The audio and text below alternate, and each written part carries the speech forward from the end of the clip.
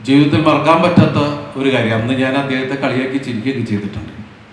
ഒരു വെളുപ്പാൻ കാലത്ത് ഞാൻ വീട്ടിൽ കിടന്നുറങ്ങുന്ന സമയത്ത് കോളിമ്പിലോട്ട് ഉണർന്ന് ചെല്ലുമ്പോൾ പ്രസാദേട്ടനാണ്, KS പ്രസാദ്.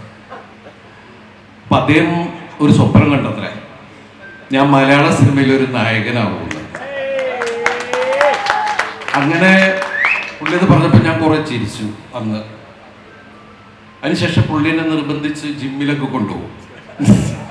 എന്നിട്ട് ആദ്യത്തെ ഞാൻ പുള്ളിയോടും വരാൻ പറഞ്ഞു. കാരണം ഞാനും പ്രസാദേട്ടനെ കൂടി ഒരുമിച്ച് ജിമ്മിൽ പോകും. ജിമ്മിൽ ചെന്നിട്ട് ഇൻസ്ട്രക്ടർ ഉണ്ടോ എന്ന് നോക്കും. ആദ്യത്തെ 2 ദിവസം കഴിയുമ്പോൾ നമുക്ക് ഈ പണി പറ്റൂല എന്ന് മനസ്സിലായി. അങ്ങനെ പ്രസാദേട്ടൻ തന്നെയാണ് പൈസയൊക്കെ കൊടുക്കുന്നത്. ഞാൻ ചോദിച്ചു, നിങ്ങൾക്ക് എന്തിൻ്റെ കേടാണ്? നിങ്ങളൊരു സ്വപ്നം കണ്ടു എന്നും പറഞ്ഞിട്ട് നമ്മുടെ ഉറക്കവും കളഞ്ഞ്. പക്ഷേ ആ കാശ് പോയിന്ന് വെച്ചത്.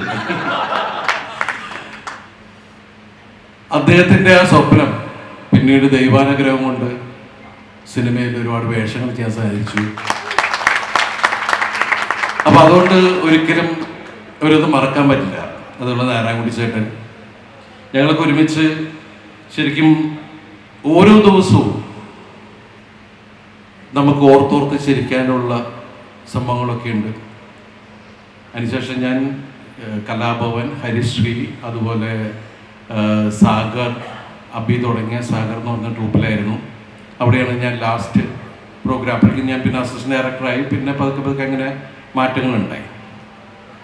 ഇന്ന് ഇവിടെ വരുമ്പോൾ ശരിക്കും ചിരിയുടെ രാജാക്കന്മാരും രാജ്ഞികളും ഒക്കെയുള്ള ഈ വേദിയിൽ നിൽക്കുമ്പോൾ, കാരണം നമ്മൾ ഈ ചിരി എന്ന് പറയുന്നത് നിസ്സാര സംഭവമല്ല. ചിരിപ്പിക്കുക, അത് ഇവിടെ എന്ന് വെച്ചാൽ നമ്മളുടെ ഇടയിൽ കാണുന്ന ഭയങ്കര ഐക്യം എന്ന് പറഞ്ഞാൽ ഒരു പരസ്പര സ്നേഹവും ബഹുമാനവും. നമ്മൾ അങ്ങോട്ടും ഇങ്ങോട്ടും നമ്മളെ വിലമതിക്കുന്നു, അല്ലെങ്കിൽ ഒരാൾ പറയുന്ന തമാശയെ നമ്മൾ ആസ്വദിക്കുന്നു, അതിനെ അപ്രീഷിയേറ്റ് ചെയ്യുന്നു, അതിൽ നമ്മൾ പൊട്ടിച്ചിരിക്കുന്നു.